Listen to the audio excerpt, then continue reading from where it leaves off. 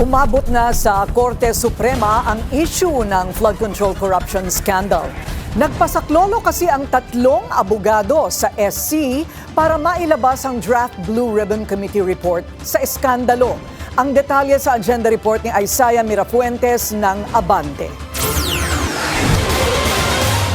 Sa pamamagitan ng Philippine Judiciary Portal, naghain ng petition for mandamus ng certiorari sa Supreme Court ang tatlong abogado sa pangunguna ni Attorney Eldridge Marvin Asiron na humiling sa korte na utusan ng Senado na ilabas na ang draft report ng Blue Ribbon Committee sa flood control scandal. Naniniwala sila na kinakailangang malaman ang estado ng investigasyon ng Senado. Pondo ng publiko raw ang ginamit sa investigasyon, kaya kailangang mapakinabangan na ito ng mga Pilipino. Kung hindi man daw pwedeng ilabas, maaaring i-preserve na lamang ang orihinal na kopya nito. When you see this draft, quote-unquote, ito yung draft na walang halong politika. You know what happens pinag-uusapan nila, nagkakaroon ng bargaining, nagkakaroon ng kumbinsihan, nagkakaroon ng balatuhan. That's why nababago yung report. This is the clean report before politics came in. Matatanda ang tila nagkaroon ng atras abante sa rekomendasyon na laman ng Senate Blue Ribbon Draft Report.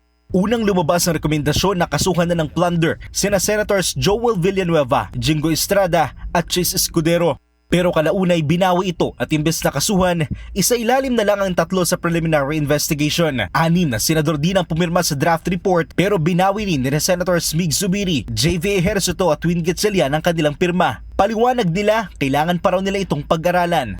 Ang tanong naman yan, when you sign, hindi nyo ba inaral? Talagang palagay ko nangyari, may kumausap sa kanila, may nagpulong sa kanila at ayaw nilang ipasabi sa atin anong talagang katotohanan, anong sinabi nung nagpulong. Si Asiron na nagsampa ng ethics complaint laban kay Escudero noong Oktubre. Kaugnay ng 30 million peso campaign donation ng kaibigang kontraktor na si Lawrence Lubiano. May 352 million peso graft case din siya laban kay Escudero sa Office of the Ombudsman. Agosto na nakaraang taon ang simula ng Senate Blue Ribbon Committee ang kanilang investigasyon kaugnay sa flood control scam.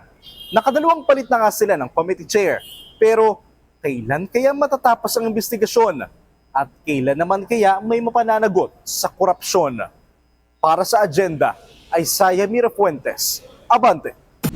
Manatiling nakatutok sa Bilyonaryo News Channel. Sumubaybay sa aming social media accounts at mag-subscribe sa aming YouTube channel para sa mga bago at eksklusibong balita.